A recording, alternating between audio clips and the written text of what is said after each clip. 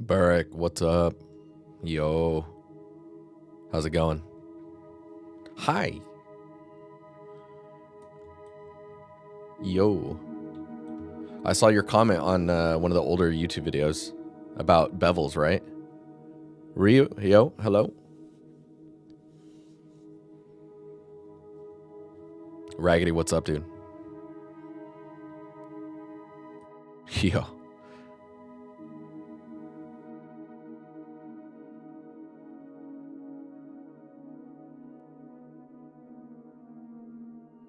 Padu, dude, what's up? Good to see you. Good to see you.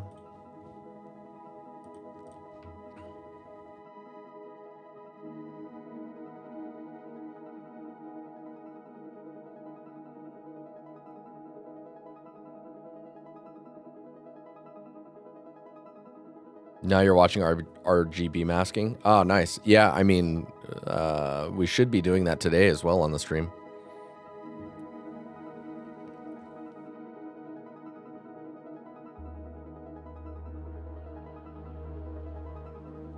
Tedorcio, what's up, dude? Good to see you.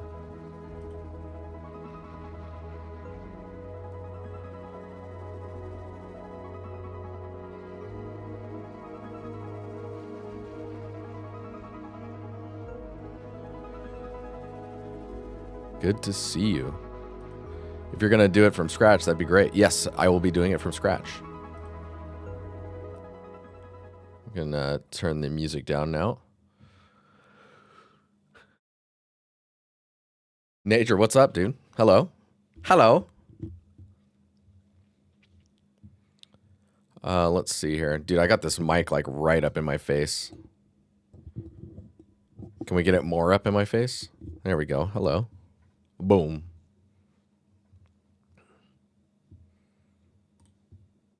Okay, let me get some of my music I would like to listen to on. Lily, what's up? Hello.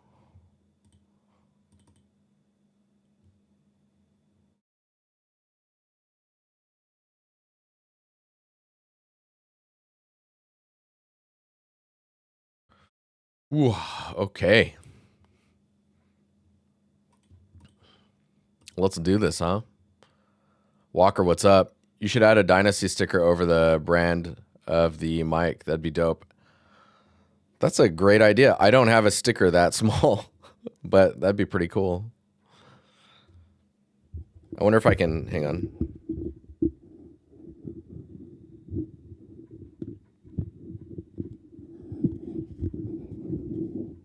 It's like maybe I can just hide it.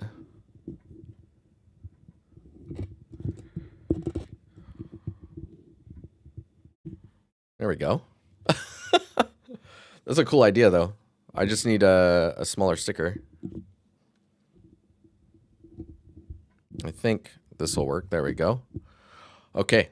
Let me know if I sound funny or whatever. What music do you listen to when you're working? Working in general? Kind of everything, honestly. If you want to see some of the... Hang on here. If we go to Empire Command, do I have it in there still? Music. Give me a second here. How are you guys doing, by the way? You guys having a okay week so far?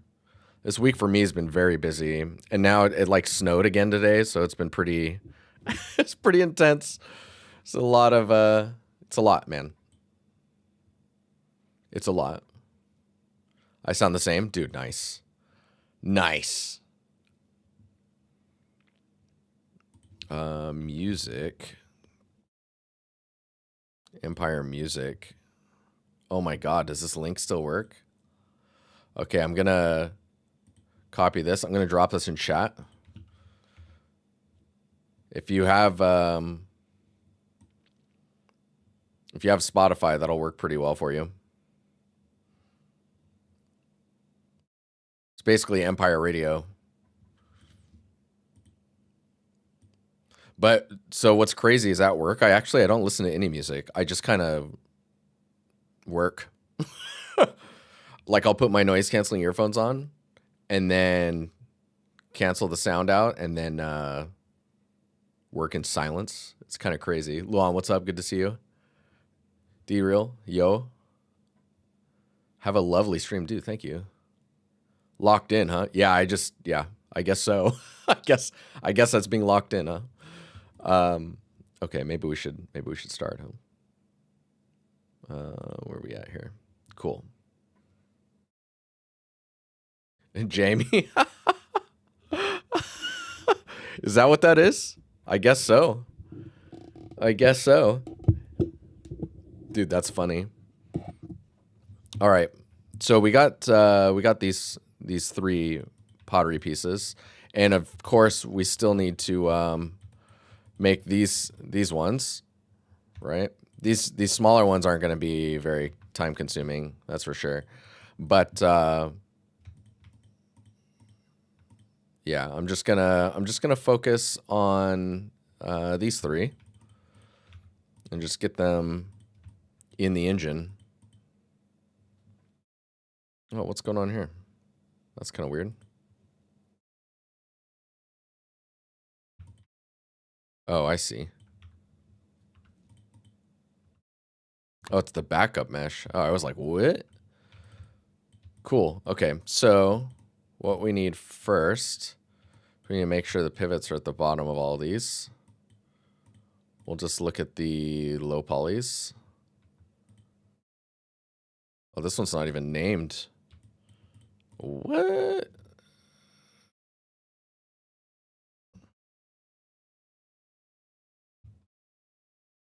Let's get that named.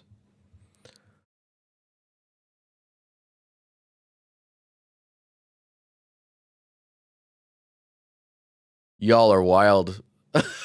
What? Why? Wait, why? What happened? Been a while since I've been here. Last time we were here, you're working on alien projects. What's happening now? Whoa, no way, really? Dude, that means the last time you were in the stream was like 3 years ago or something like that.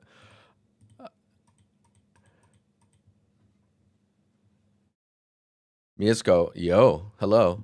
Okay, so I have the project open. So we've been working on this like temple scene for an eternity. And you can see it's quite dark. Give me a second here.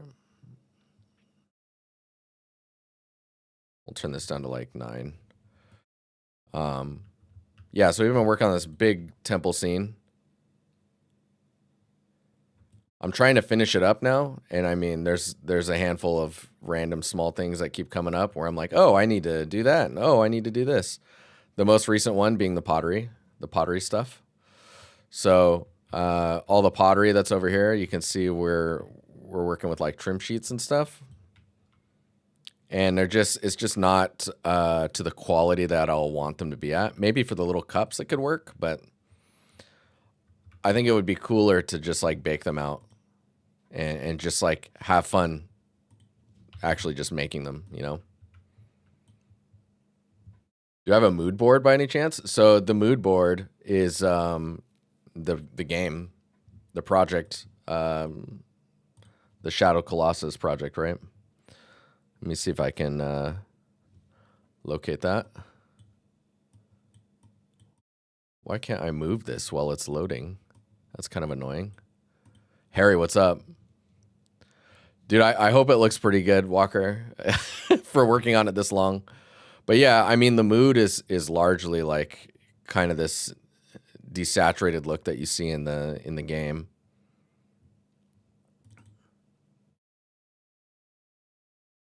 And Shokri was the one who helped me get the screenshots of this.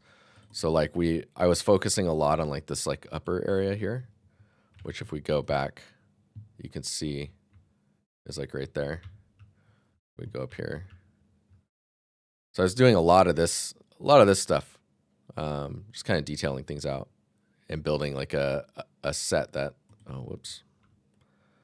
of pieces, right, that we can use to build this space out. And it's been pretty fun. I've been digging it. But now I'm trying to finish it, that's a whole other thing, you know? So now I'm doing that. I started this project like 3 years ago or something. It's been a while. But yeah, let's get these prepped, and then we can get these going. So these are the low polys. Let's see where the pivots are at. I think I'm gonna just put this at the bottom. This add-on is so good. Like you can just, so this is just machine tools. And you can see just by saying put at the bottom, it drops the pivot to the center of the object and then right at the bottom.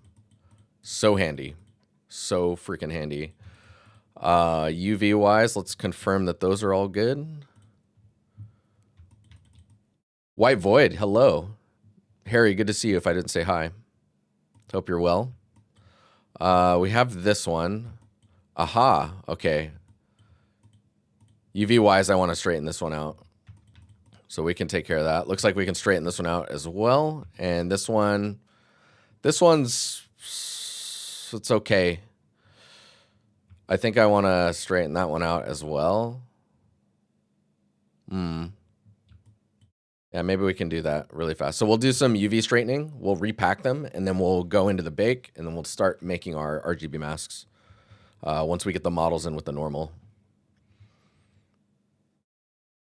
Have you increased your streaming times in a week? I try to stream on Thursdays and Sundays. My partner's actually been asking me like, "Hey, are you gonna stream games again?" She liked it when I streamed games. Something to think about.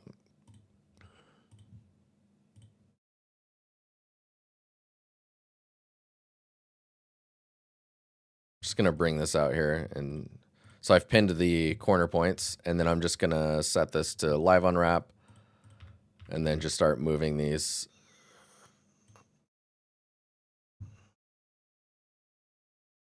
Ugh.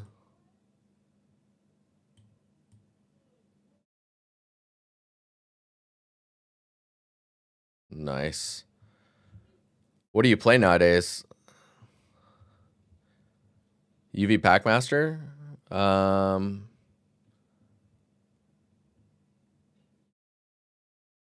Your content. Have you what do you mean? I am content. What does that mean?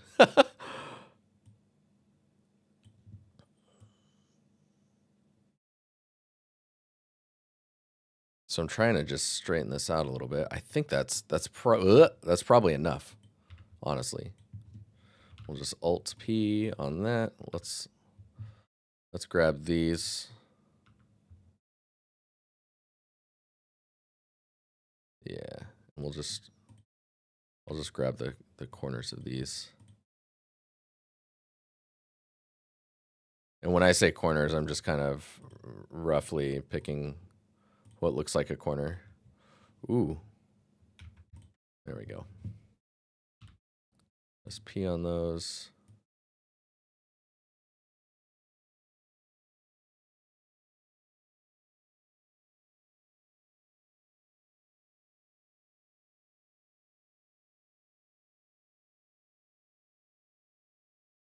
Dude, nice. Not bad.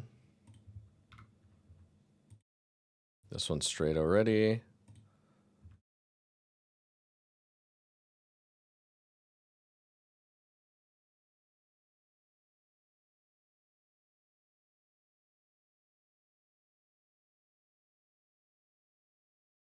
I'm like, what piece is this? Kind of doesn't feel. Oh, it's this upper piece. Okay.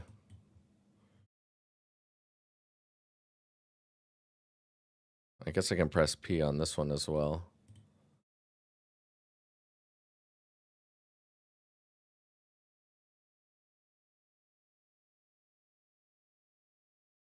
I'll take it.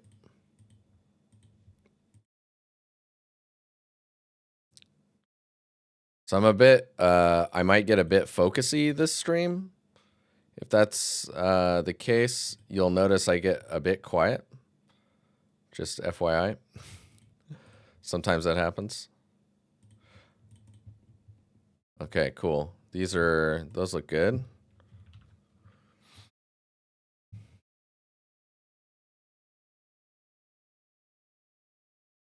So yeah, what do I play nowadays? So the things I'm actually doing right now, before I answer the game question, I'm just using the tools that Blender has by default.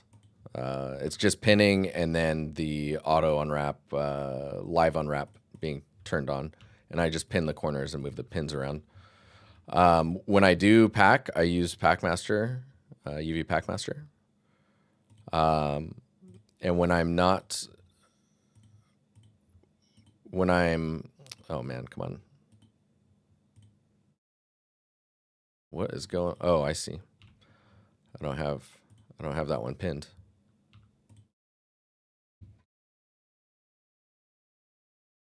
But for UVs, I usually use Zen UV. That one's pretty good.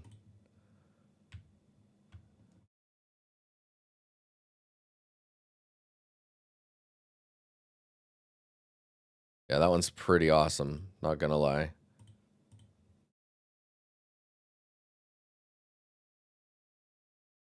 This part's kind of weird. I'm like, is that supposed to be straighter?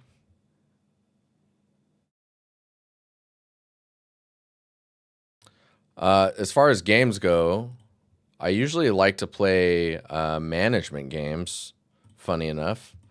Like city builders and that type of stuff. But I'm really excited for the new Resident Evil. Like, really excited. Requiem. I'm a big Resident Evil fan.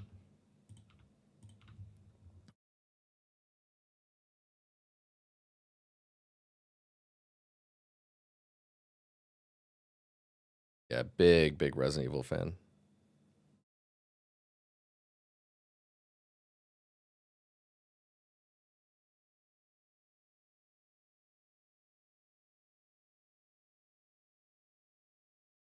There's another game. I haven't looked at it at all, but all my friends are talking about it right now. Is it Neo? I'm probably saying that wrong. Neo 3 has like a huge demo apparently. The demo is like 11 hours of gameplay or something like that. But they're speaking pretty highly of it, and I'm like, okay, maybe I need to look at this. Dude, Tobias, thanks for the resub, man. 101 months, buddy. We hit 100. That's madness. When are you coming to Malmo? When am I buying you dinner now? Because that was the deal, right?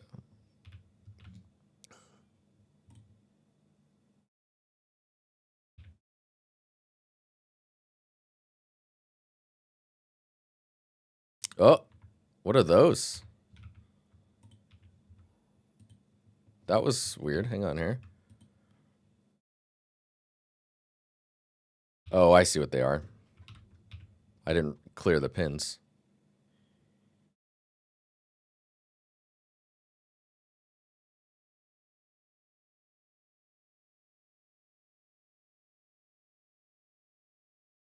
Likely going there for Nordic. When is that?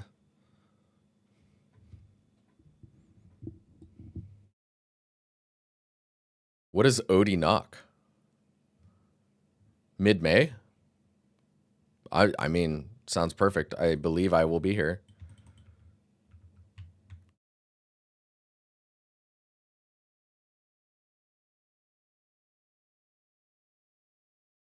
High seas, high profits. Dude, that sounds cool. Management game with commerce.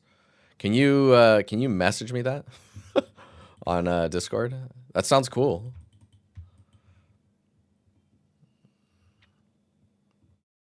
Dude, what is that piece? Hang on here. Let's sync this up.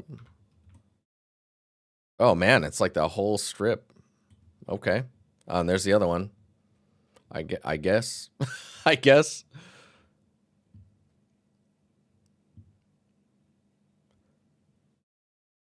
Oh yeah, you haven't played the second one yet. You're also a Resident Evil fan, especially Resident Evil 4. Dude, 4 was so sick. 4 was so sick. Okay, let's see here. We need to let's lock in. These are the ones I want to straighten.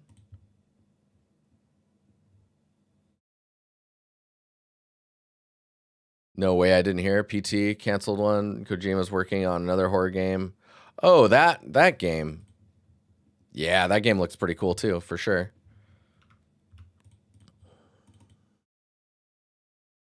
So there's a question actually in Discord, and I don't know the answer to this. So you can see I'm selecting the islands by pressing, I mouse over them and then I press L.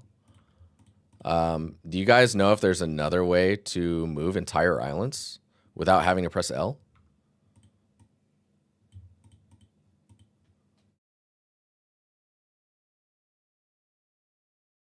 I guess one of them could be like the soft select. Right? So if you soft select full size and then go to the move tool, you can just move that around like so. That's kind of doing it. You just have to remember that soft select, Control A. I mean, is that a hotkey change?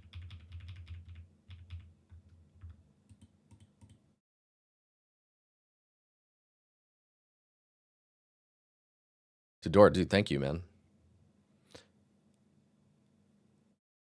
Fourth little button on the UV. No.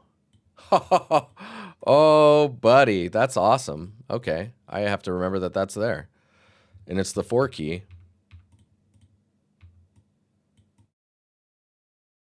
Dude, that's so funny.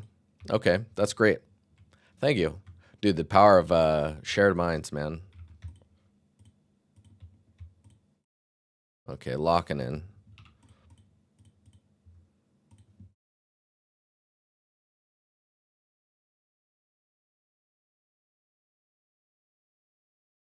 I need to try and remember that these don't need to be perfect. Just straighter is better.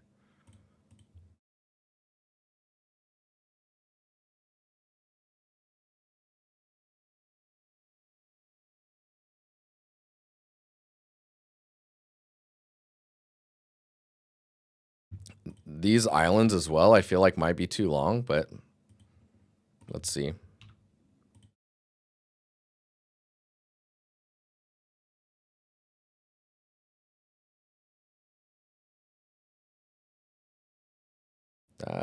That one's probably straight enough.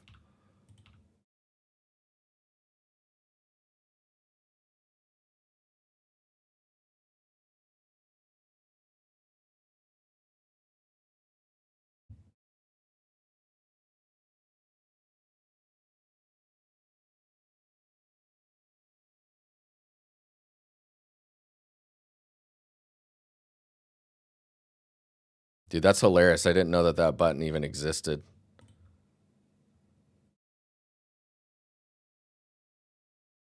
I feel like it's a science trying to find like where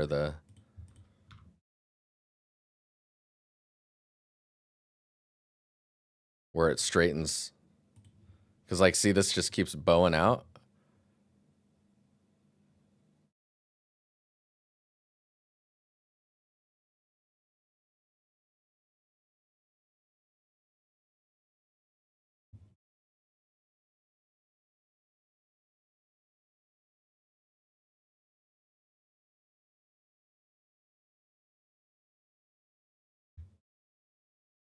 Holding shift seems to be nice. It really slows the UVs down from going wild.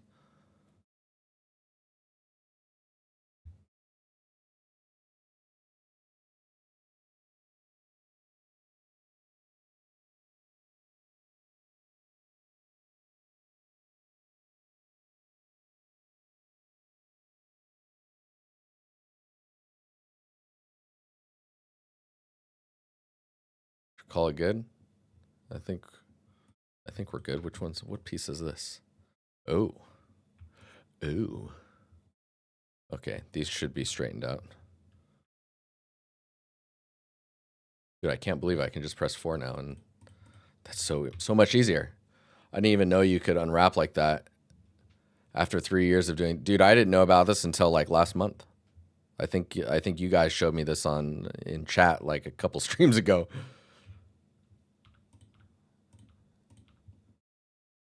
It's like the magic of like I was saying earlier, the ability to connect minds. Like it's super powerful. I think people don't realize sometimes how magical that can be.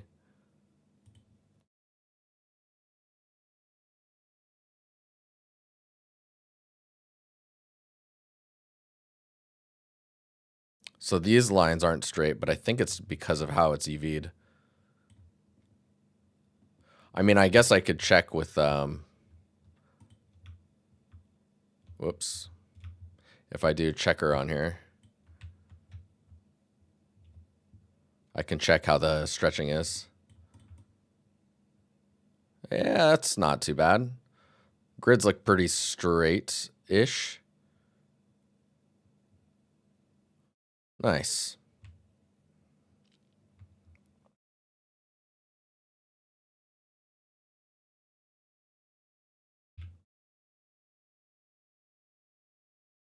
Average those islands so they're kind of the same size, and then we'll just pack these.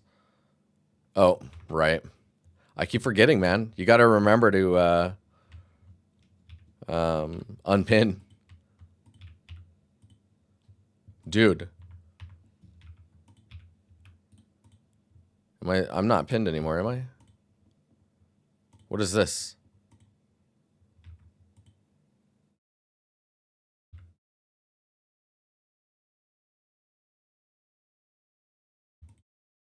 Where are you?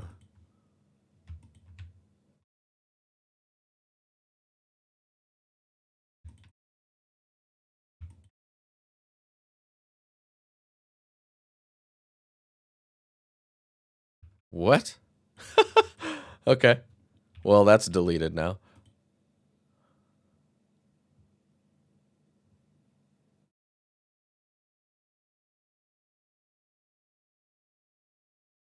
That's funny.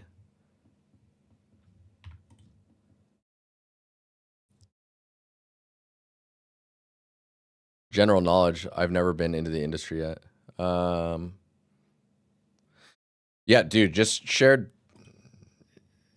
knowledge is freaking OP. You get some really cool freebies in a sense from it.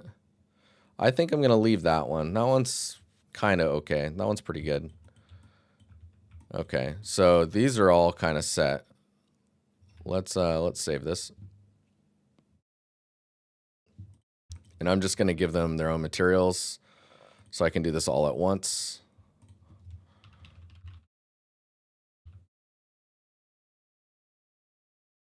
Oh, one, yeah. There we go. And we'll give this one pottery 2, pottery 3.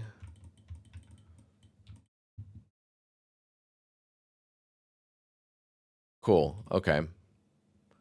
Just export this. Oh, right. Get Painter open. What's the textile density? I have no idea. I'm actually not really caring too much.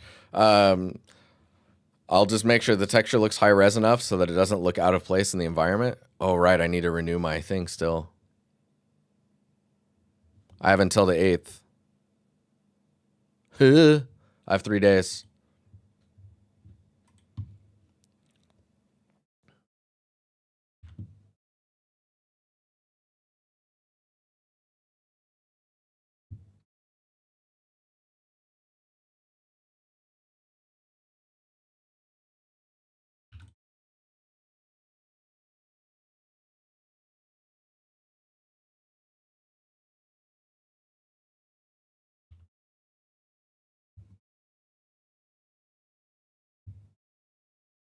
Substance is really expensive. I mean, you're not wrong. That's because you have to buy designer as well, right? You can't just get one of them. If you use the patterns you created on top as a trim sheet, would you use it as a second UV? If there is a broken parts in the areas, would you need a tileable? How would you handle that part? So you could do trim sheets. Is this not coming in? Am I crazy? What's going on here? You could do trim sheets, and then let's say you need this damage here. You could sculpt the damage and then model out those areas, bake those uniquely, and then that would be one material, and then the trim sheet would be another material. What happened? It's like it didn't...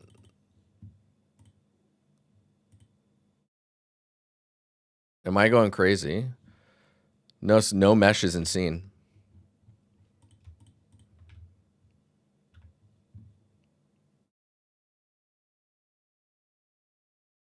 Selected objects. Geometry.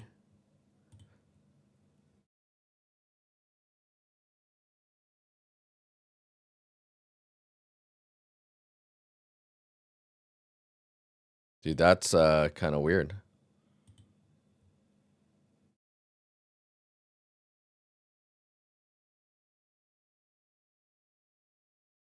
Okay, now they're here. Interesting. It's most likely they hit off screen and deselected the objects. Ooh, you're probably right, because I was doing the window on the other screen. I can deselect from there. So like if you're saying if I do this and I click somewhere, I can deselect these. See how I deselected them, even though I'm in the exporting window? Man, you're probably very right. Okay, let's see here. We grab these ones.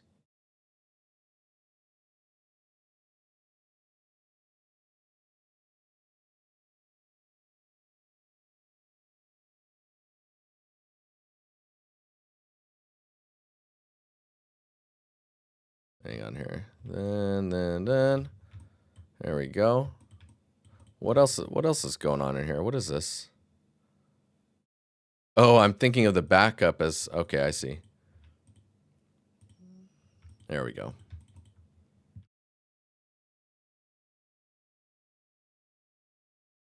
One, two, three. Hi, Polly. 50 million triangles. Exporting. To auto texture models, click Alt F4. Dude, Soother. Are you from the 90s? Love it. Love it. To auto texture models, use triplanar in a 3D package and don't ever bring it to a game engine.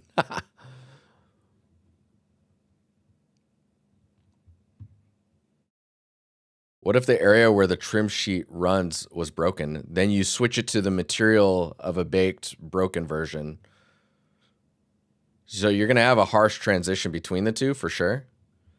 But it's not all that bad. Oh, why is my captions not working? There they are.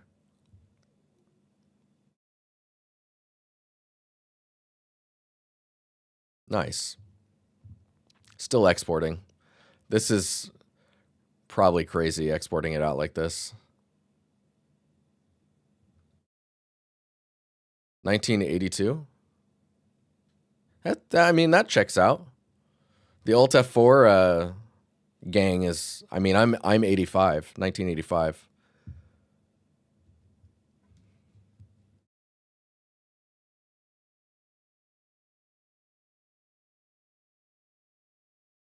You need to learn trim sheets? No, now I'm all into SpeedTree. Oh yeah, you go in SpeedTree crazy? Nice. Okay, I think I'm going to run a bake here, and it's going to destroy the stream, just FYI. We're going to try 1024 bake on all of these. It will destroy the stream. There is no doubt. I'll turn the ID off. We don't need that. I'll see you on the other side. Yes.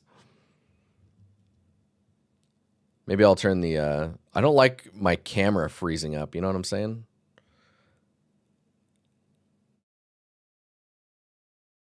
Top print screen desktop, see the background, and then kill the task manager. Oh, dude, that was gold.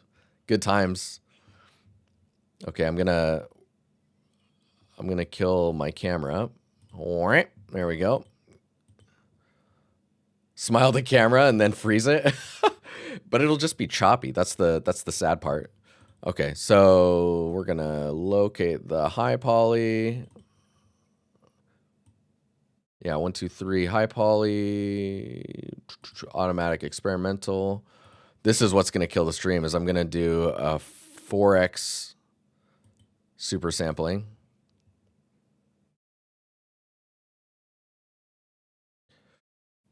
It'll kill the stream because I'm using my GPU to do the bake. I have 64 gigs of RAM.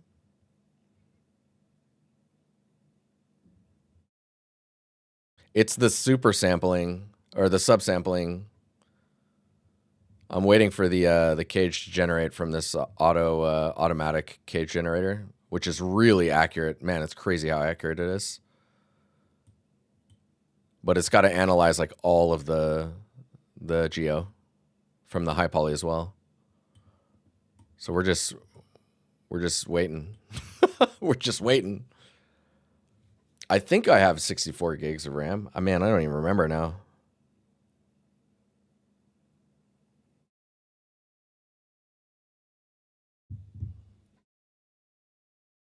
You're planning to buy 2 16 gigabytes or more of RAM when you saw it. Yeah, the prices are wild right now. Yeah, the prices are crazy. Dude, look at that. There's your high poly. So the high poly just came in. The cage is being calculated now.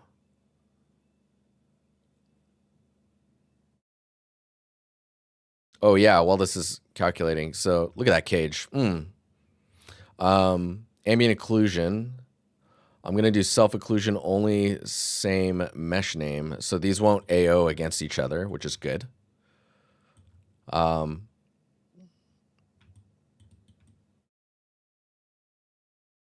Wrench, you're probably right. Either that or we start manufacturing them at a level where we can keep up with it, but I don't see that happening. Okay, here we go. I'm scared. Chop City incoming. Okay, we got encoding sadness, I see. Wait a minute. Wait a minute. Wait a minute. These maps look very wrong, no? Oh, no. We're okay. We're okay.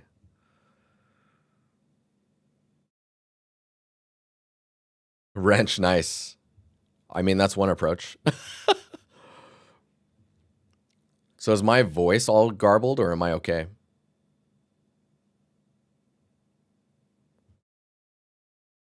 You're not conspiring, just in case they're listening?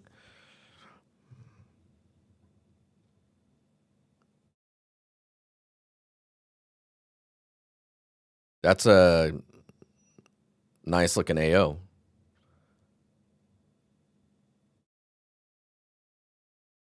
Man, 600 euros for 16 double 16 gigs of RAM. That is crazy. Your RAM cost 4,600 euros.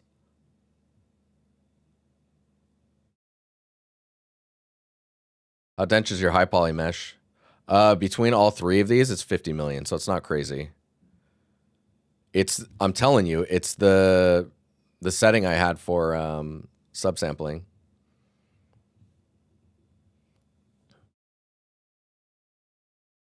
Is textile density important when we are doing RGB masks? So the materials that you tile is important that it's following some textile density value. That way you can align your, how would I say this? So you get predictable resolution results as you tile your tileable materials through your masks. If that makes, I hope that makes sense. What's up, Metal Gear?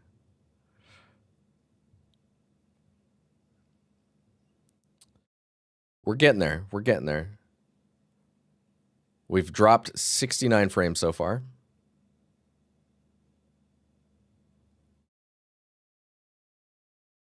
Wrench, the high polys are not decimated, no. I mean, I could decimate them down. That'd probably help a bit. But it's the thing that it would help with is the loading time of bringing in the mesh and generating the cage.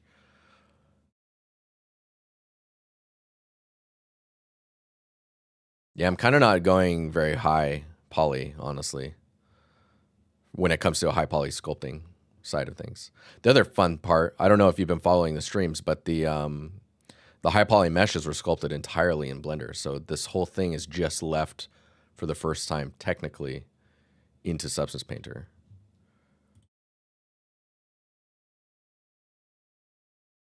Nice. These look pretty good.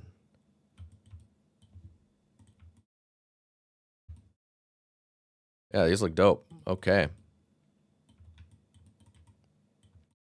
They're going to be 3 different materials, actually. So there'll be 3 1024 RGB masks, and then 3 normal maps. And I think that's it. So 2 textures each. So for a total of 6 1024s. Yeah, these look pretty nice. I mean, as you get closer, they start to break down. But I mean, you're viewing it at this range likely.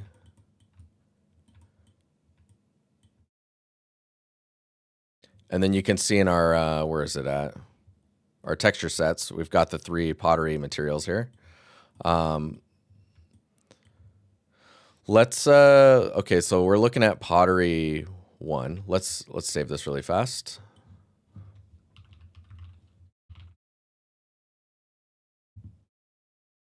This is for third person. I mean, it's for portfolio screenshots. So whatever whatever angle I want, I guess. If it was first person, this is a pretty good resolution, I think, for first person. This type of detail here is a little small. Like, that shouldn't have needed to be sculpted, or I should have been doing larger details, but it's all good. This is also a little weird, but I'm just going to live with it. We won't worry about that. Cool. Okay. Oh, yeah, the other thing is we have this whole scene just sitting in the background, so that probably doesn't help my computer either. No, it's for this environment, just so you can see what we're looking at here. We've got pottery here, right? Maybe I can... So we got this pottery here, but essentially these will all be replaced by the new ones. And then I can then scatter those around and place them wherever I want them.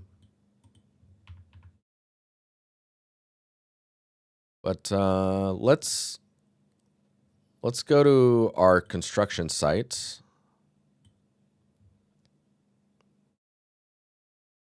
Is this asset for the marketplace? Nah. Nice. Those are great looking warnings. Oh yeah, I can probably turn my camera back on.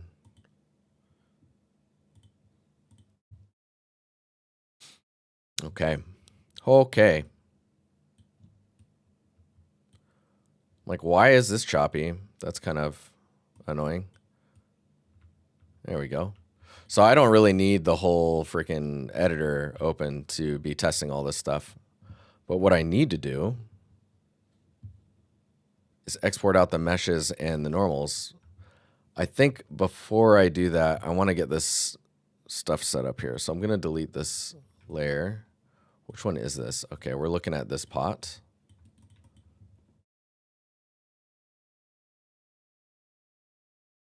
I'll just turn these two off for now. And then we'll start with pottery. There it is, demo pottery. We'll just drag that on here. Yeah. Okay, let's delete that.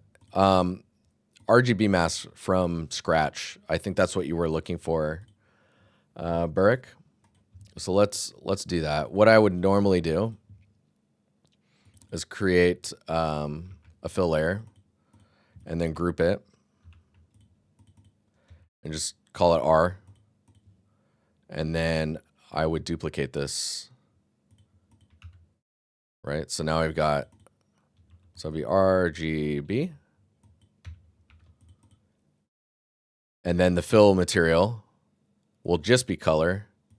And like this one's blue, right? So we're just going to drop the green and bring the blue all the way up. So there's a blue material there. This one will be green. So we'll turn green up and blue and red all the way down. And the red channel, we will go the same. So now we got red, right? So we got all three of these going.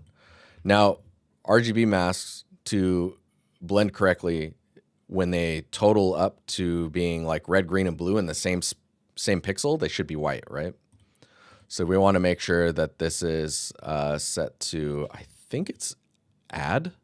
Yeah, so now we're getting yellow. And if we add down again, we should get white. So this is all three masks working now, right? So now that that's set, we can just go and add a black mask for each one of these, right?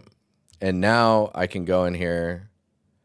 Oh yeah, right. Sorry, before I do that, we need one more fill layer, and think about this layer as the back of your PSD file. So let's make that black.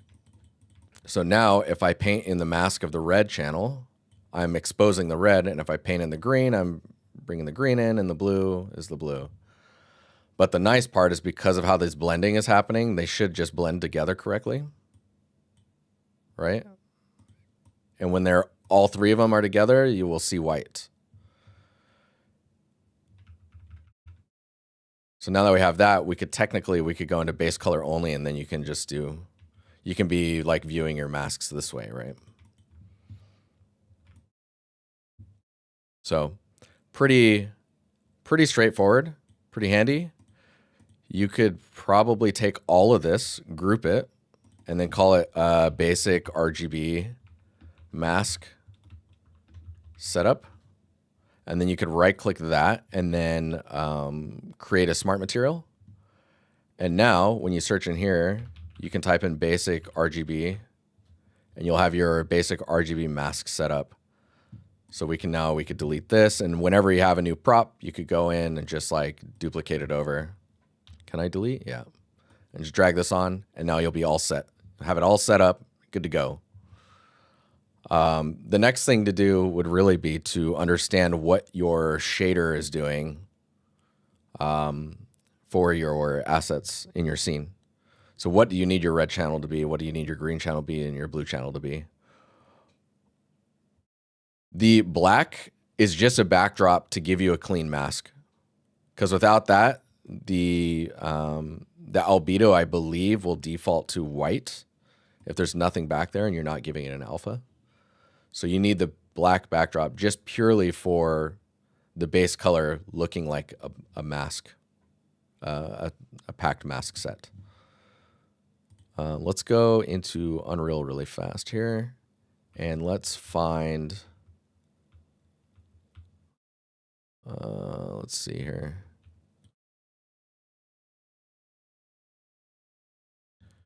I'm just going to locate this asset, and then we're going to see how this one's set up.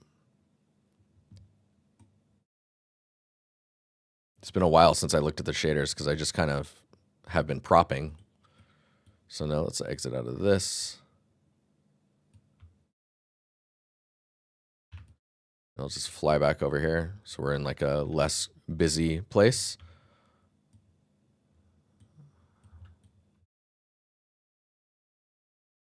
Okay, so we got this prop. Let's see what we got going on in the material. So the material, we have a baked normal. We have a moss mask that I think is deprecated now, which is like I don't use it anymore. And then we have 2 maps. Okay, so I need to give it 3 textures. So there's the baked normal, the moss, edge, and grime, the meg map. And then it looks like in the alpha I've been using a detail normal, so I can tell it the strength of the detail normal, which we can look at if you guys like. So how you would add an alpha to that. So ORM map is just ambient occlusion, roughness, and metallic maps. So we're going to need that one as well. You like the meg denim? Interesting, right? Yeah. So moss, edge, grime, detail normal mask. Oop. Okay, so we're actually going to need another one. This gets a bit more advanced, so I'm going to duplicate the blue and just call this alpha. And then I'm going to just say detail normal. And then blue. So why I call it meg, right, is because then I know like red is moss, edge, grime. Is it grime with an E or? Yeah, so I'm gonna use an alpha channel. One thing worth noting is when you add an alpha channel, it actually makes your texture about twice as expensive. So do this, keep that in mind. It's grime with an E, right? Yeah. A lowercase e. Crime with a G. Well, I like it. That's a great way to remember. Megalodon. Dude. Confirmed. Okay, so our moss map, let's just, for now, I'll just add a paint layer. And we'll lower the strength of this and just add some moss areas, even lower. Mainly because I know how how sensitive the shader is. Okay.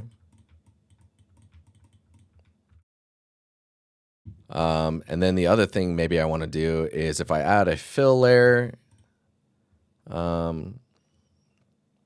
me think here. Curvature. Uh-oh, I don't know which one it is. Pottery 1. Okay. Dude, I wish... Huh. Okay, we're going to get a little bit more advanced here. I'm going to just start hacking away at this thing. So I'm adding another fill layer down here. I'm going to group this, and these are just like control maps. So control maps are essentially me just grabbing, say, the curvature, and then adding an anchor point and calling it curve. Let me think how I want to do this. So if I curve it, let me think. How do I want to do this?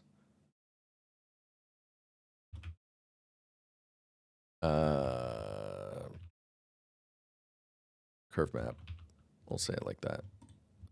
Because I think what I want to do is instead of this fill being the texture, which right now I can't control the levels on it without, like if I want to do levels, I'm going to affect the paint layer below it.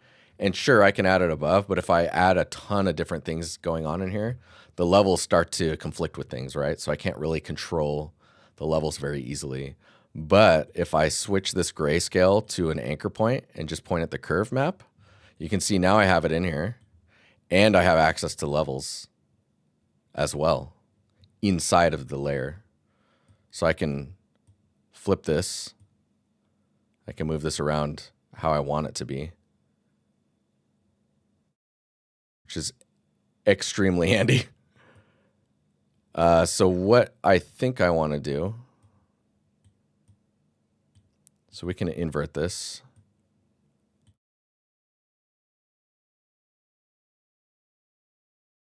Trying to see how I would do this. So what I'm looking for,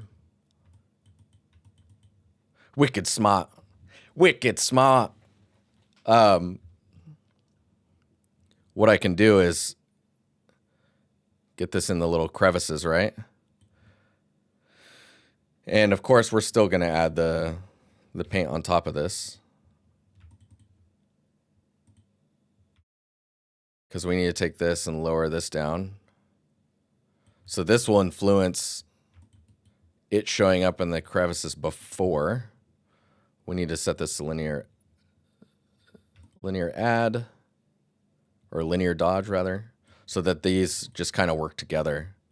So man, I might even add a anchor in here too, or a filter, blur.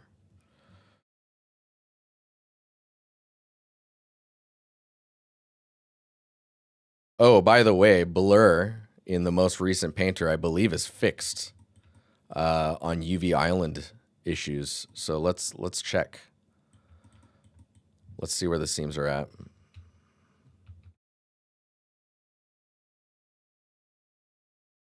I'm like, where is it? Oh, right. So there should be a seam somewhere around here. There it is, right there. Let's see how the blur does with that. It's still there, but it's not as bad. It used to be really, really bad. Let's see. Yeah, see, now it's blurring a little bit more predictably. It's way better. It's still there for sure. But yeah, that's way better. So what I could do is blur this. So it's kind of like getting, I mean, I guess I could have done this with the AO as well, right? And then really tone this down. And so it'll show up in these areas, the moss will, and then it'll show up in the crevices, and it'll just feed off of that stuff. Which version is this? I guess if I go about, we're in 11.1.1. No, I don't think the 2026 one's dropped yet.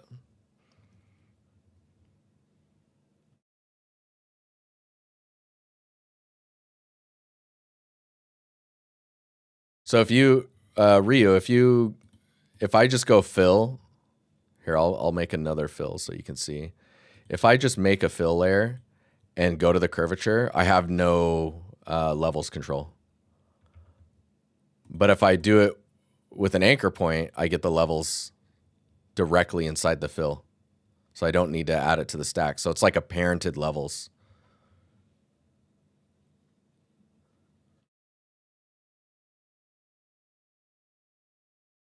Any advice when UVing objects that are dense like this?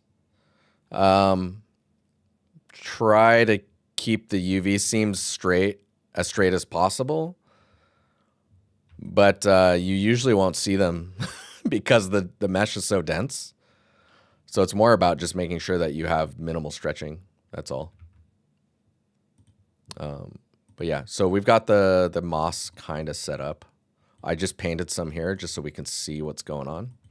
And then edges, maybe I'll just do like a simple mask for now. Just with like a smart mask. Yeah, I wish I could switch these to words. That'd be nice. So edges. Let's just do edge.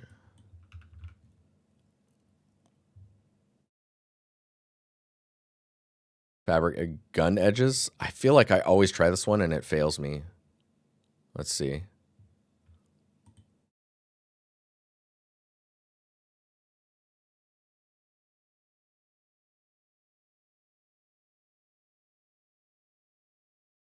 Contrast, okay, yeah.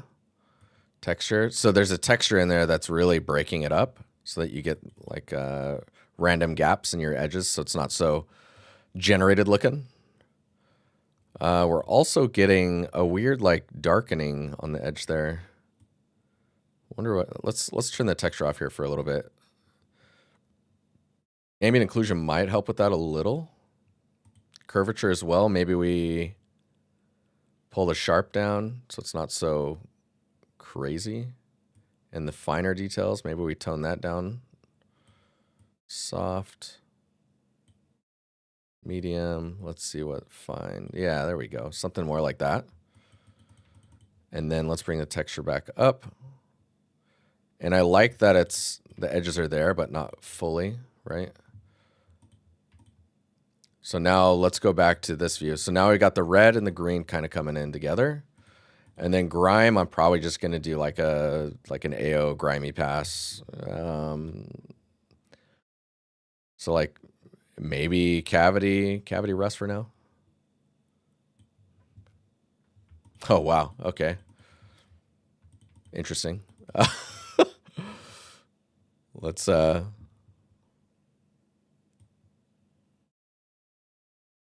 get some texture in there. Okay. Texture 2. Oh, there's a noise that's coming in. Interesting. Balance and then contrast, maybe toning that down a bit. Going up like this. So now if we look at the full material, let's just go to base color. This is like an RGB mask. And of course the moss is like more present on one side. I mean, maybe we can go up here and paint some more moss real fast. See, what's so nice is like I can just go to the layer and just start painting and call it good. Like it'll just be there. So the moss is probably going to show up there first. It might be brighter than down here.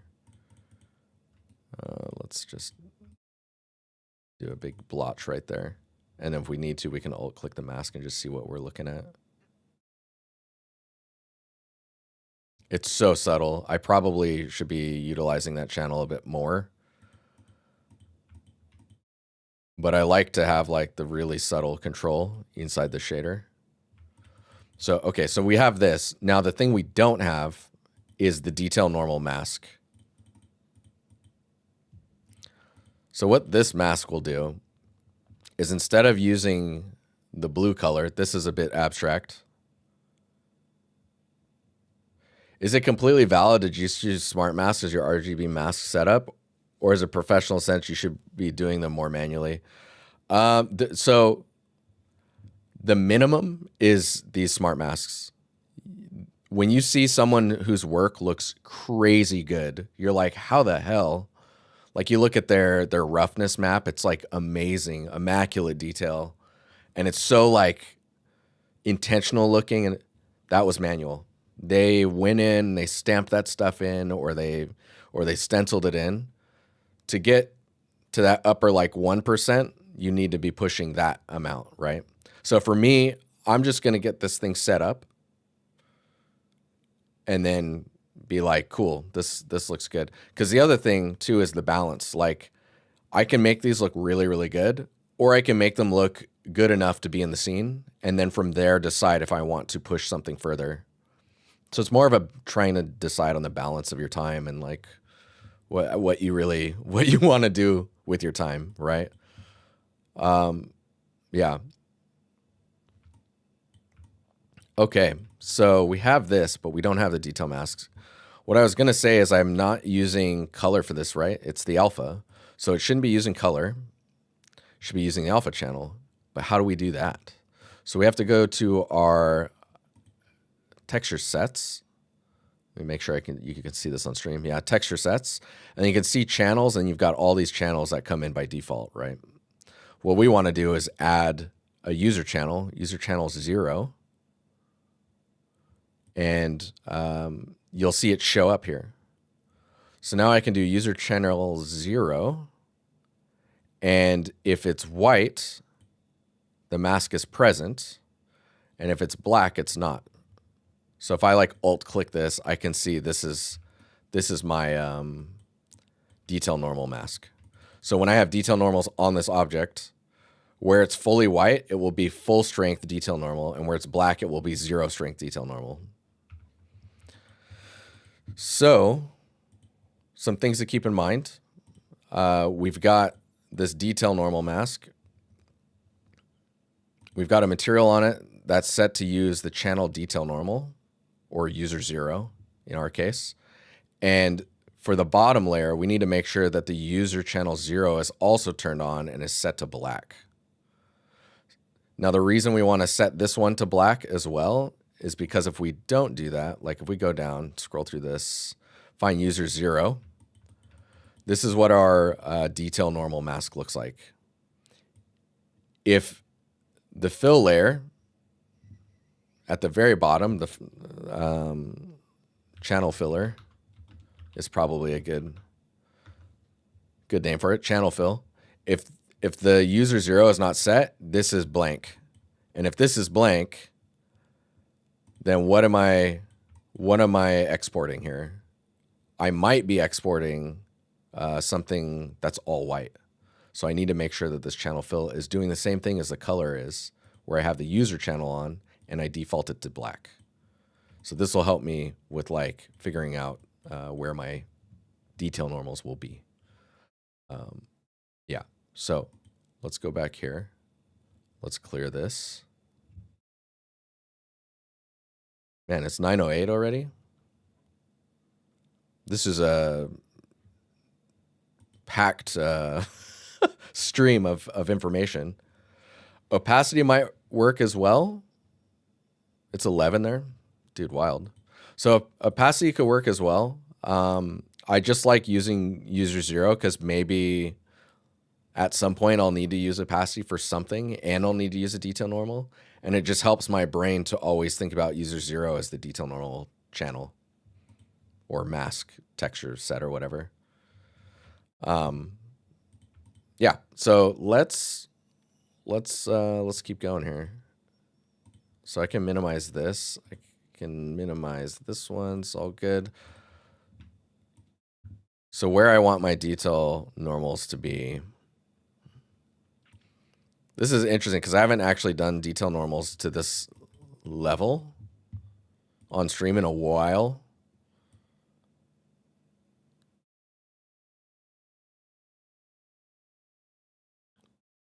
So what's really nice about this is it will give you some nice fidelity breakup. So if we go back to material and I turn all these off, including the control map, I wonder if I need control maps. This can be off and hang on, I want to see. So if we got our edges, yeah, control map can be off. That's nice. And it's still, right? It's this one. Or am I thinking of, yeah, no, grime. Moss. Edge.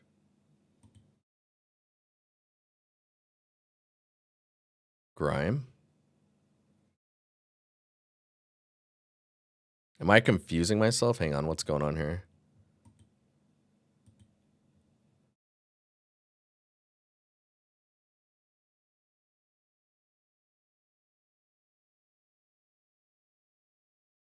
You're confused. Where's the main material? There is no main material.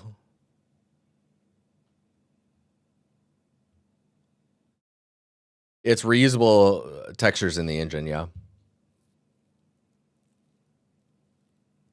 Do you find yourself being a tech artist a lot? Yes. It's important to understand what's happening. Okay, so it's the moss is where I did it. So the moss is still working, no? Let me confirm. So yeah, it's there. Oh, nice. It's offset too. That's cool. What do I need to make these 0? There we go. So the control maps that you're referencing with a anchor point don't need to be on. That's nice. That is really nice to know. I need to set this back to 1. I mean, that's very low. Maybe a little higher. Won't hurt us. Cool. Okay, so we got all that stuff going. Detail mask. I'm going to just...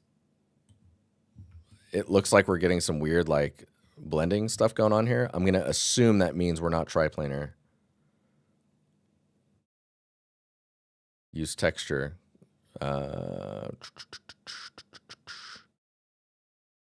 Pattern, random, tile by ratio, attributes, curvature, no. Use texture, sure, yes. There's a texture, subtract, triplanar is true. Interesting. What about the blend amount, blend contrast?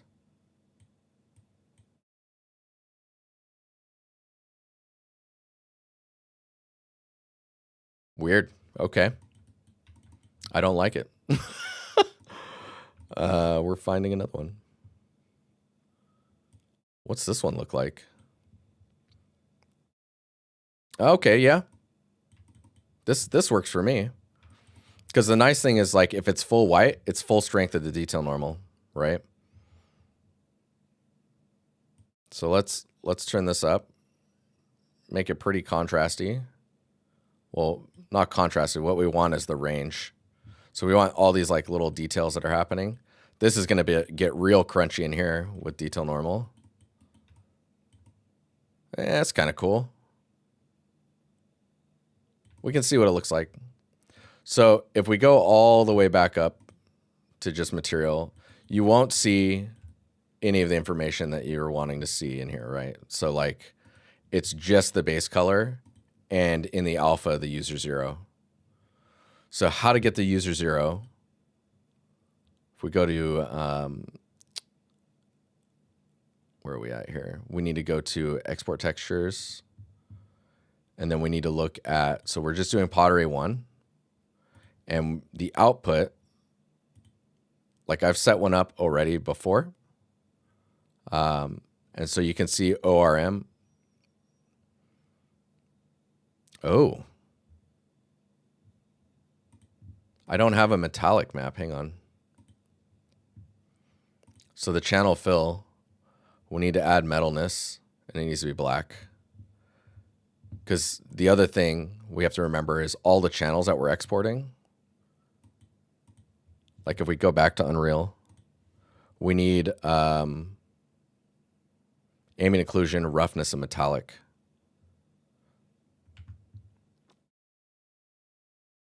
And I think if we look at one of these, grime, detail normal, this one could be interesting as a roughness as well. So what I'll actually do is in this material, I'll bring in roughness value, and I'll just go here to roughness. The channel fill needs to have a roughness value defaulting to, oh man, I don't know what it would default to. Let me think here.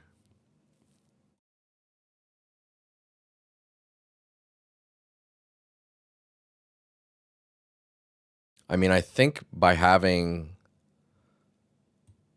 the range, it'll probably be better because then I can adjust the roughness on the fly inside the shader. So by having range, we need to have maybe not full black, close to full black, and maybe not full white.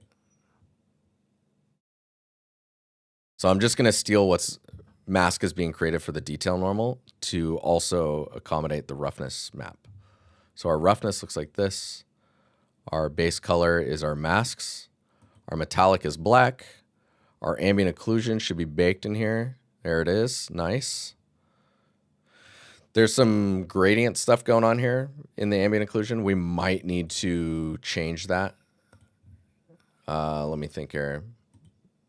The reason for changing that, AO.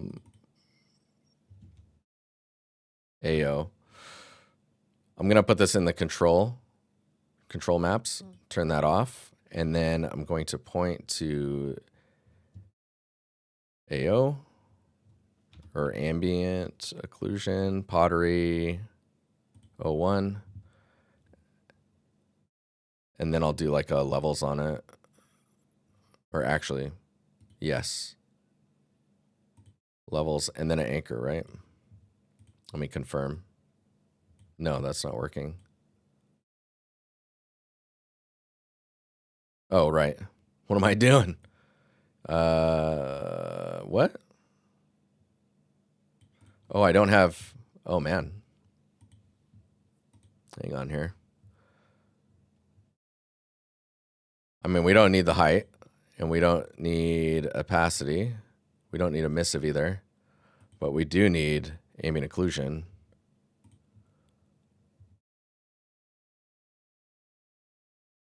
Turn this off, go AO, ambient occlusion, levels, ambient occlusion.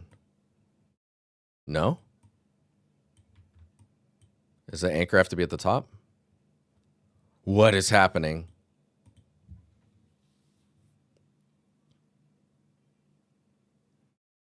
The concept I'm working from? It's like a bunch of screenshots of a game. When it comes to the pottery, I made this up entirely in my head. I'm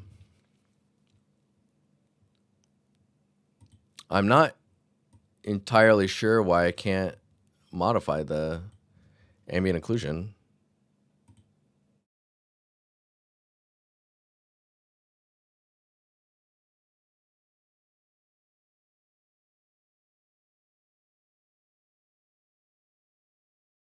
It's not moving it either. So is it because I'm looking at mesh maps? It is. So this is a bit of a pitfall. The channels that you modify are called single channel. The channels that you baked are called mesh maps. If you're viewing the mesh map in here and you're modifying the single channel, you will not see it.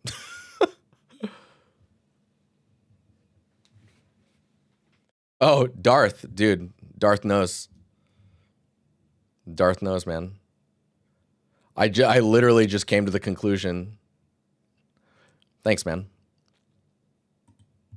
Yeah, so we should be in single channel ambient occlusion, and then we can mess with this. Nice. So you don't want a full black AO. That's kind of spicy because this is that's just gonna get really dark. So what we probably want to do is do something like this.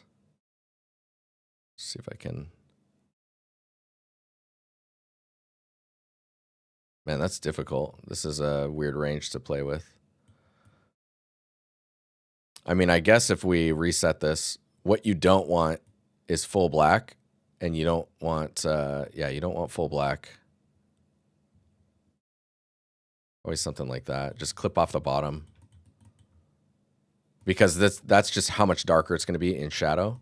In here, like that's fine. I think that makes sense.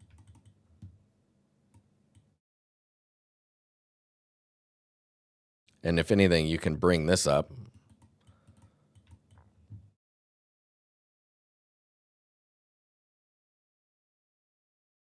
You can mix two different AOs. What do you mean?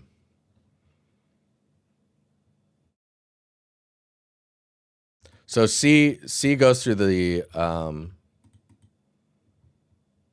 single channels, yes. And then M just goes to material at the very top, the lighting version. If you press B, you'll go through your baked maps. And that's where I messed up because I went into the baked maps or the mesh maps.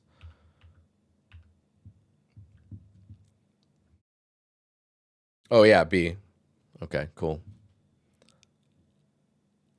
Mask modified one, bright with old. In the area you want to brighten. Oh no, I mean this is good. But yeah, you're talking about inverse masking. World of. That's a really powerful tool. inverse masking. Okay, so I have AO now. I've got, you can't even turn that off, can you? No. So I think we have all of our maps. And if I Control Shift E, we go back to Pottery 1. Of course, I'm using PBR metallic roughness. I need to be using the texture set that I've set up. So what I need is an ORM, right, which is our ambient occlusion in grayscale, our roughness in grayscale, and our user 1. What? I don't think that needs to be user 1. That just needs to be your metallic.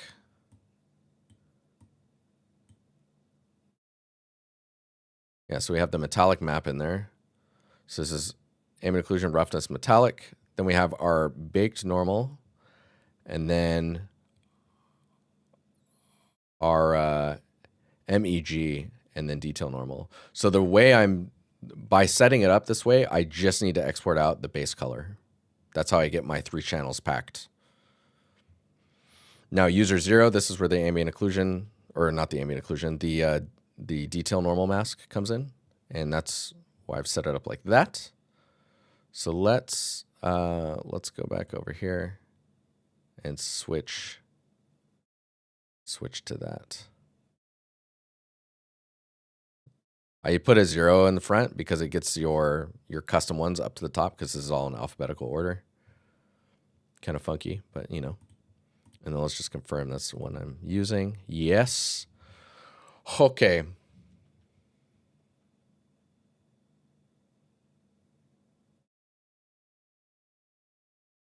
Ryu. Interesting.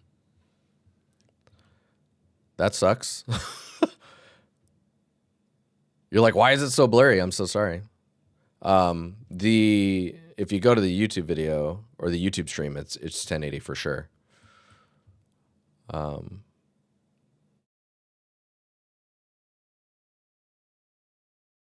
You just changed it back? That's funny.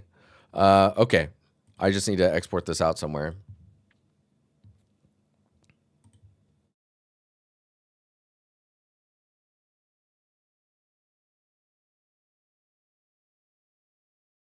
Give me a second here.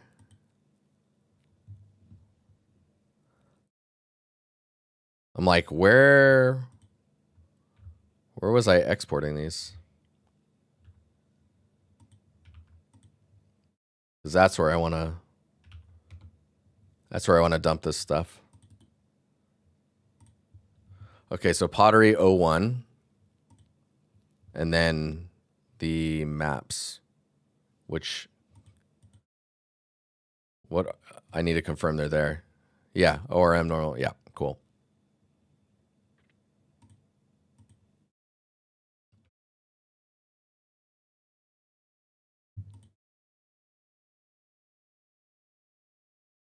Okay. Okay, so we have 3 maps, PNGs, interesting. ORM and Magdenim. Magdenim.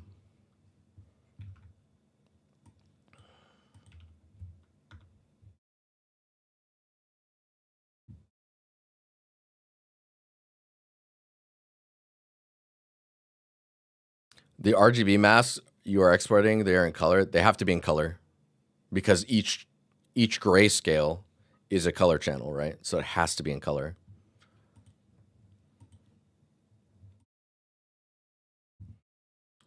Okay. The other thing we need to do is go to Blender and enjoy our frame rate. Gonna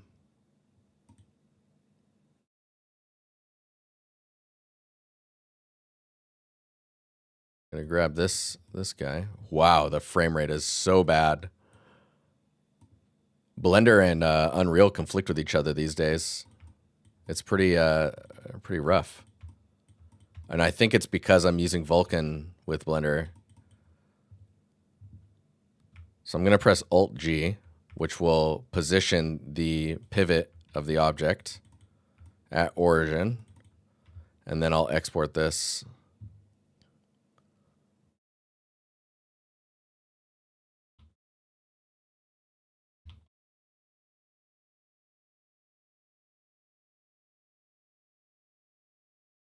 Oh no, I'm calling it 01, but it should be a letter because we all know what happens when you number things. Okay, so I'm going to export that. And then going back to Unreal, going back here.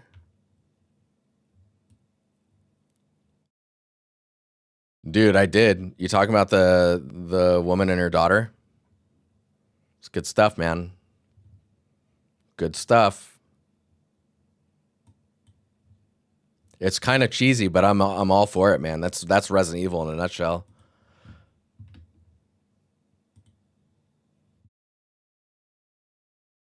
Oh yeah, here's our references, by the way. I believe I forget who was asking about it, but this is what I'm pulling from. All this stuff.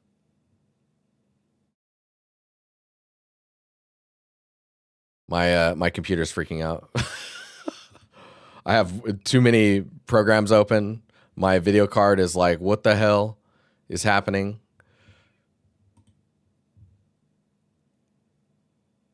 Oh, you'd like a TV show at that quality? Yeah, that'd be pretty cool.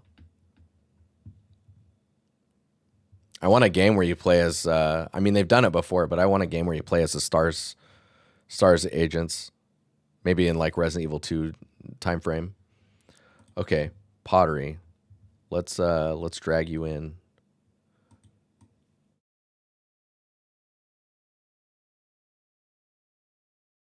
And then we need to make sure that convert to import. See, we don't need a skeletal mesh. What's that about? We don't need morph targets either. What is this?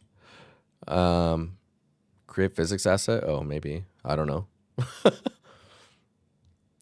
Animations? No animations. Static mesh. I'm like, why are we getting all these options? This is crazy. Combine static meshes if they need to be combined. Yeah. Okay, let's import that. There you are. Hello. Hello, Pot. Okay.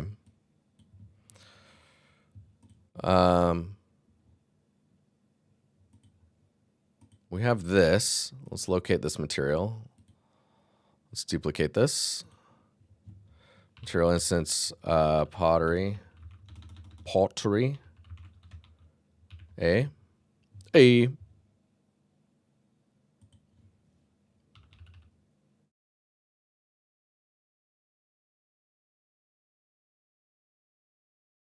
Let's drag this on there. Looks perfect. Beautiful. Nailed it. Definitely looks old. Are you aware of sites for games which have reference images like Game UI database? Dude, Game UI database, if you can right now, link that in chat. That site is so cool, but I'm not very familiar with other sites that do that. Almost like film. I forget what the site's called, but it's like a site where you pay monthly for access to like high-res images of movies. I would love that for games. I think that would be really cool.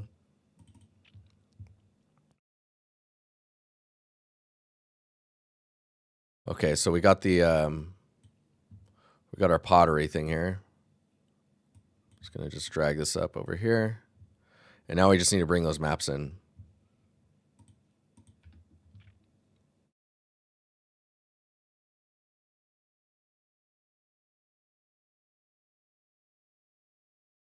Pottery. Okay, one thing we need to do is the ones that are packed mask. We need to make sure that they are set correctly. This one I think is correct because it's got an alpha channel, so we just need to do a default BC1. or BC3 with alpha. Let's confirm the other one. This one's the ORM map, which I believe needs to be set to masks. So no sRGB. So it's getting correct compression and the correct, correct compression settings. Okay. Now we should be able to just drag these over. Is that the right one? Yeah. There we go. Can delete this one. And then you can see the moss is showing up a little bit. We can see the detail normal coming through there. What we can do, dude, that website's so sick. The game UI database. Yeah, that site's dope. Okay.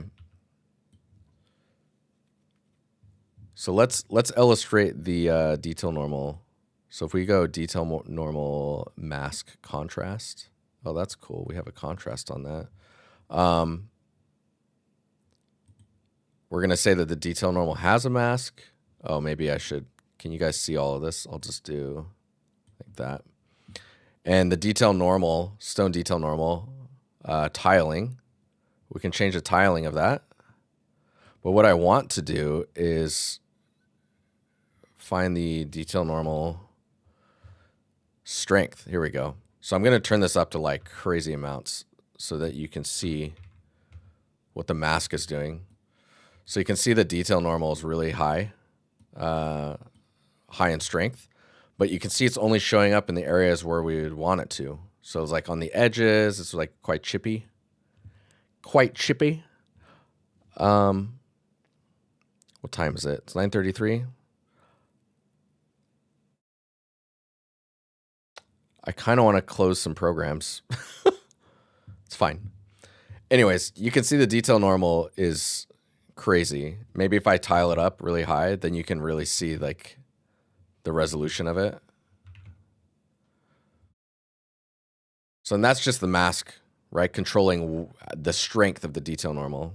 So if we set this to 1, the tiling, we will set to 5. But then we can set the strength. Let's set it to like 2, 3.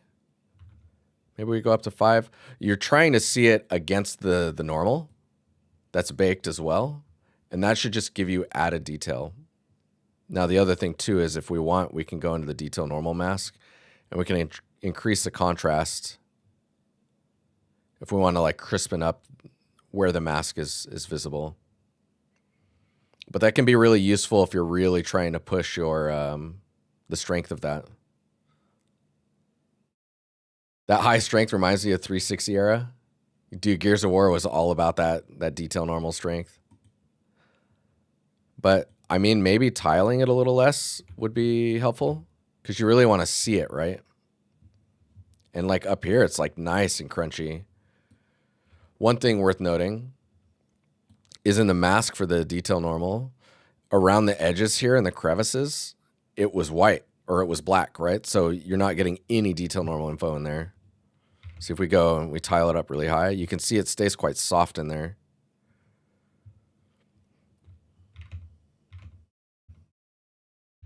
Let's go with like, sure, let's go with 3 or something. And I mean, that's working pretty well. Let's look up the moss now. So the moss tiling, right? We can change the tiling of the overall mask. So sometimes you want it pretty clumpy. And then the moss amount, we can grow the moss and it'll pay attention to the mask we gave it, right? So if we go back to Painter and we look at base color, let's look at the red mask. So you can remember that we were looking at, we added, where is it at here? So we added this map, which is the, oh man, I'm not used to the window being this small. which is the grayscale for the curvature. And I'm using the crevices, right, to be brighter. And just that small amount is allowing you to, dude, this frame rate is allowing it to build up in these crevices as you increase the amount, right? So we can increase the amount and it'll build up in those areas first. And then we can also increase the sharpness of this mask if we really want it to be crispy. And then we can change that tile amount if we want to like make it really look clumpy. But yeah, I think the only other thing we could do to like improve this is the idea that if you have another one of these next to it, that you would want the moss to look slightly different, even though the mask didn't change, right? And I think that just requires that in the moss amount or the moss tiling, that you're just offsetting like a world space cloud over the top of it. And then that would affect the changes there. But yeah, I think the end result of this asset is we end up with it's quite a bit of materials, or quite a bit of textures rather. So if you think about you have the stone material, you have the moss material, and then the grime, which I believe the grime I'm just running with constant values and color. So that would be, each of those materials is the albedo, the roughness, and the normal, and then a detail normal for that type of material. But I think in this one I'm using the same detail normal across. And then so that'd be 3 for one material for the stone and 3 for the moss, a detail normal, and then 2 other textures and a baked normal. So you're looking at 7 textures for this asset. Now, the reason that this ends up being an actual way that you can do like assets is if you're using that shader on 90% of your assets, you're basically only needing to load in the unique normal map bake, the mask map, and then the packed like roughness, ambient occlusion, metallic map for each asset, right? So you load it all in, and then you don't have to worry about loading in other options, and you're just looking at the 3 unique maps per asset. And then the ability to have like quote unquote unlimited resolution, because you can tile the materials more and more if you want. So like if we want, we can take the stone and tile it more. I kind of like the resolution that we're seeing on the surfaces, but let's see, like stone tiling right now is at 3. If I set it at 1, you can see it starts to go lower res. Like that's pretty low. But it can work. It can work. You can see how much the detail normal is like carrying things.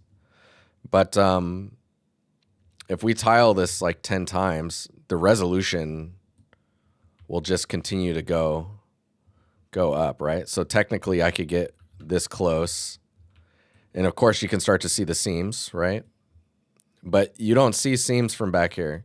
Okay, so let's get this close. Let's tile this up to like 15. And then for the moss, we can tile that up to like 15 as well. And you can see we're getting some like clumpy tiliness going on here. But we can turn up the amount. Or we can like push the contrast. And so now you can have this asset that you can get quite close to if you need to. But I'm like, we don't need. Yo, Nathan, thanks for the raid, man. How's it going? We just went through the whole process of baking and RGB masks and how that gets set up in Painter. This video is actually going to be pretty good, I think, for understanding that stuff. What is controlling the breakup of the moss? Ah, another texture I didn't think about. It's the height map that goes with the moss. So this moss is actually from Textures. I think it's textures.com. But yeah, so the moss is being controlled like that splotchy height map.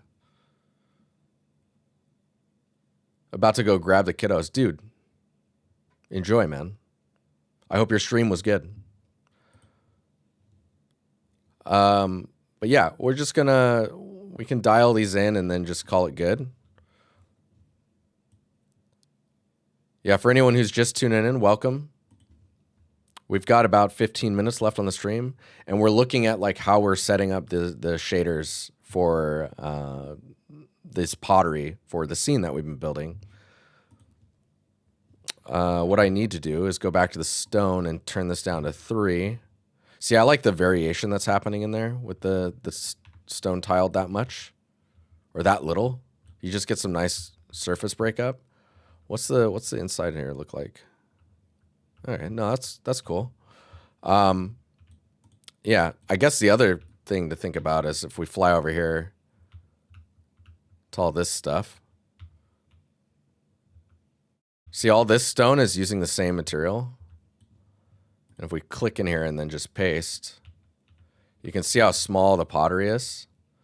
So what we need to actually do is make sure that visually it looks right. So from a resolution standpoint, you can see up against other things, it's not really, it's actually higher res looking. So we probably would need to like lower the tiling on some of this stuff. Yeah, dude, that's funny. And the size of the moss in the back, you want to make sure the moss is consistent. The scaling of the moss, like I was showing earlier, this moss tiling, probably shouldn't be exposed and should be locked to a world scale. That way, no matter where it's at, it's always the same size. But yeah, I think generally we're doing all right though. It is all good. And then I think we have like didn't we have a edges? Let me go in here. Oh my God, are you blind? So we are in the base color view. And what I wanted to see is if we had edges that we haven't highlighted yet. So if we type in edge, stone edge, we brighten these up. Yeah, there they are. Okay. And we have a contrast control as well. I wonder what's too much, you know? Flashbang, dude, straight up. Pontus, what's up? 15, better make it good. Pontus, I hope you're feeling better, man. Pontus is sick for anyone who doesn't know.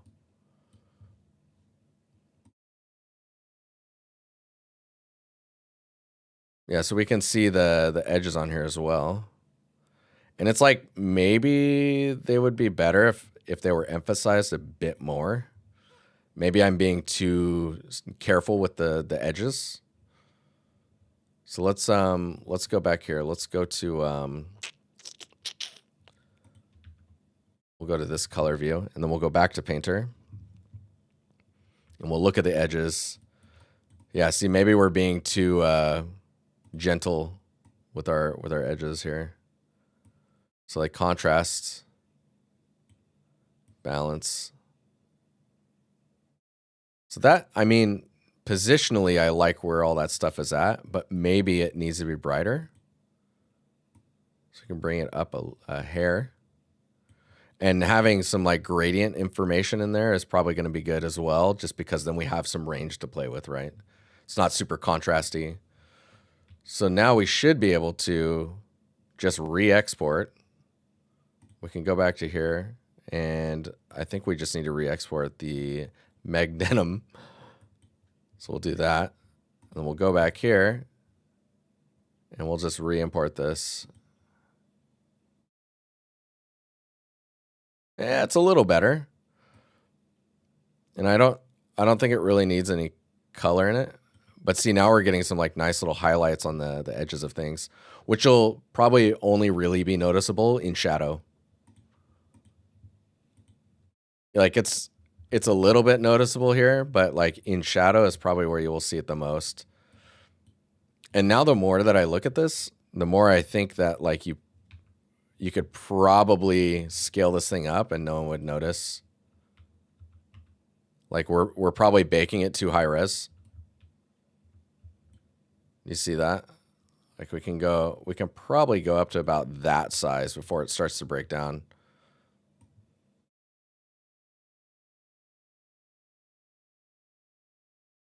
Yeah, because you're right. From like a player's perspective, you'd probably see it like this.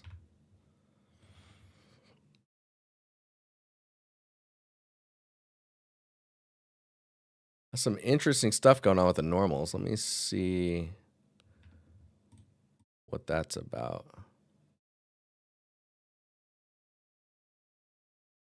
Did I export the normals flipped?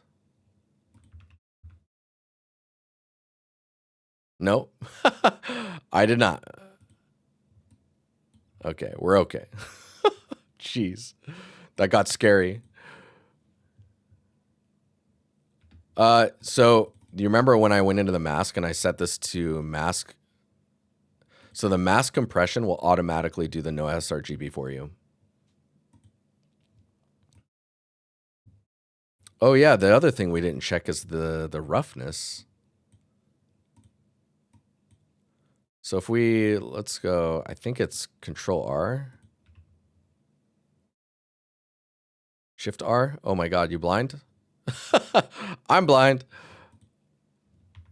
Okay, here's our roughness view. Let's roughness.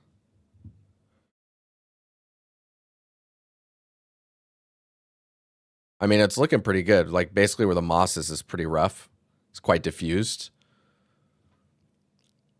But you're getting some nice variation in the stonework. And then I wonder if it's like stone roughness contrast, stone. No, we don't have any. I mean, we have grime. Like where the crevices are, we can push that roughness up and down a bit. It's making me realize that the grime is pretty. We're being too hard or like sharp with that as well. That's this guy.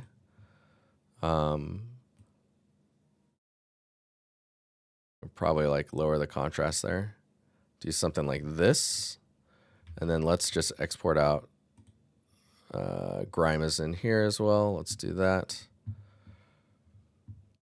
Right, because maybe you want the grime to be more shiny or like less rough. So let's re-import that. And you can see now we're getting a whole lot more information. So we can take the grime, we can push it down to be dirtier or like more wet looking, or we can go with a more like dry look in the crevices, which is quite the control. And this is all still being powered by just the same textures, which is... They're flashbanging B main. They're flashing B main.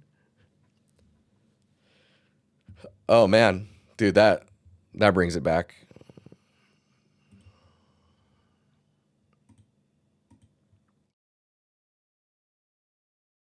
But yeah, I wonder if you get like a glancing angle on this. Yeah, you can see the little stone roughness. We can push around, so we can make the stone more wet if we want. Which, I mean, that's kind of interesting looking.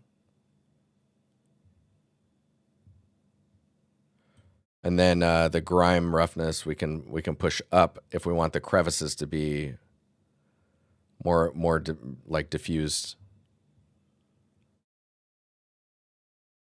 Such a micro detail though. Like that's really like finite stuff. Cover me. Oh man. We got 2 on A. 2 on A.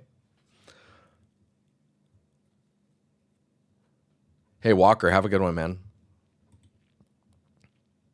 But yeah, we got through one of the pottery assets, which is good because I think it kind of sets us up to be good. We've got 8 minutes left. Maybe I can show you something else. So we did some painting, right? We did some painting for the moss. That does make it a bit problematic. Let's pretend we did not paint. We didn't paint anything else, right? So let's just minimize all this stuff. We'll close the group, and we have our control maps. Maybe we'll put that here as well. Can we though? Hang on. Trying to think here. The control maps might complicate this, but what you can do is you can copy a setup, which is so sick. So you can go and, where is it at here? Instance across texture sets. So if I click this, I can put it on these two pottery pieces and hit OK. And now you can see we get a little instanced button here, and it'll show you what it's instancing against. And then if we actually go back here and turn these on, you can see that we have all of the settings, the same settings for the other two. I think where it's not working is where we needed to paint, right? So if we look at the moss on the others, like that's not gonna work. But if you need to control, like, say the edges, you want the edges to be more consistent or more scaled up, you can affect all of them all at the same time. And remember, then you can just export these out. So half of the work is there and is done already. And maybe I should be looking at a more procedural way to place the moss, because then I wouldn't have to worry about how would that work. The other thing that's kind of nice with this workflow is, like, instead of painting the moss, let's hide that one. We could do a fill. Oh, whoops. Hang on, let me do it in here. We could do a fill in the moss. Add fill. And you can see it's affecting all of them, right? If we add like a cloud, and then we make that cloud, let's see here. We make it a planar projection. You now can author this in a way where it affects all of them, right? But instead of repeating, you can say none, and we can move this around and control where this is happening per asset on the shared material. You need to get into environment art again? Dude, it's so fun, man. I like exploring like workflows and like trying to solve this type of stuff. So instead of like this one, maybe we do a triplanar projection with maybe not physical size. Let me think here. We could do planar projection, and then instead of a cloud, we could do like dirt, right? And then we can place.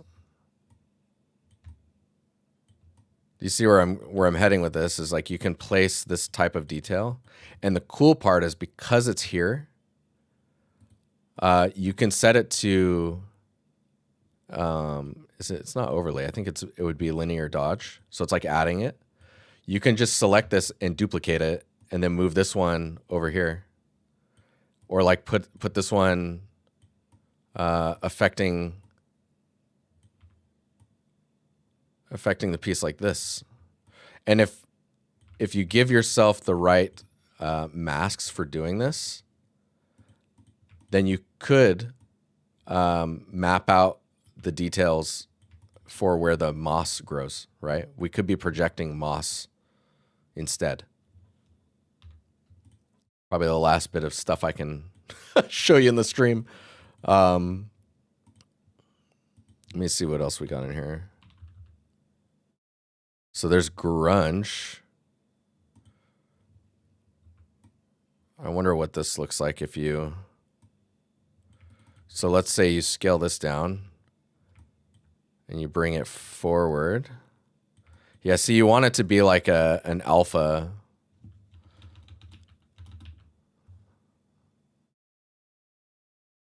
Let me see here. Wonder if you can do... I don't think you can do this with smart materials. That'd be crazy. Let's do alphas. Yeah, because see, you could use stuff like this. So we could put that here. Right? And you could position this. This could be how I'm placing the moss. And then I can... oh, that's so funny. I could put it under the blur, so it blurs as well. And then just control the strength. And it's basically doing the same thing I was doing with painting it, right? But now I'm doing it in a way where I can still instance it across. And then I can rename this to like Moss Splotch. Moss Spot 1. And we just really tone that down.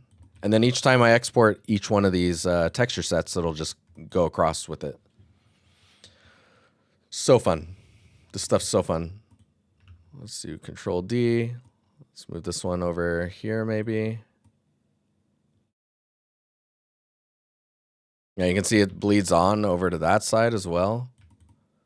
Maybe not that big a deal.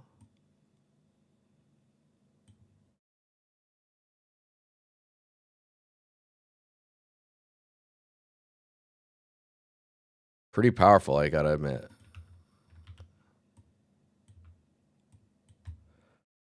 But yeah, if you guys like what you see on the stream and stuff, I've been told that some people don't know about my Patreon, so I'm telling you, I have a Patreon.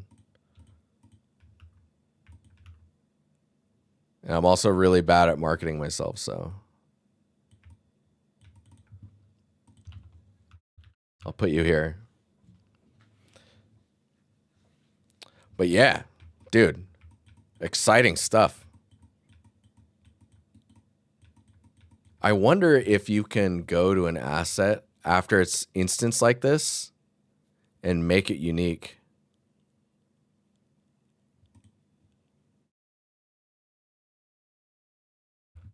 Or can I make the red channel on top of this? Color, red, and paint anyways on top of the instanced pass? Because if you can do that, then, I mean, you can just paint. I hadn't actually thought about this before. Oh, wow. Okay. And then I guess you just need to make sure that this is set to linear dodge.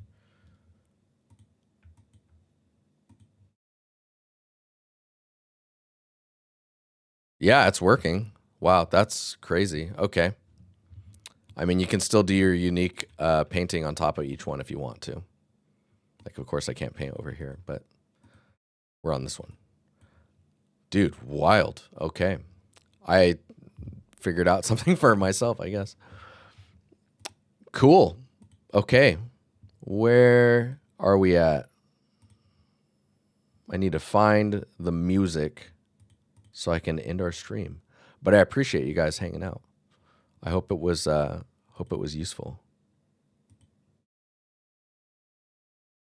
I got a little bit of progress as well, which is nice.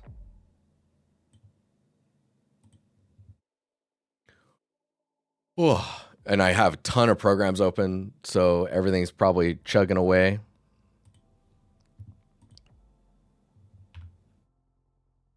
I'll just save this and close. Dude, that video, that was a lot of stuff. I think I was demoing the entire time. And we got one pottery out of it. It's good. It's good. All right. I'm going to get out of here. thank you for hanging out. And I'll see you guys on the next stream. Or I'll see you in the Discord.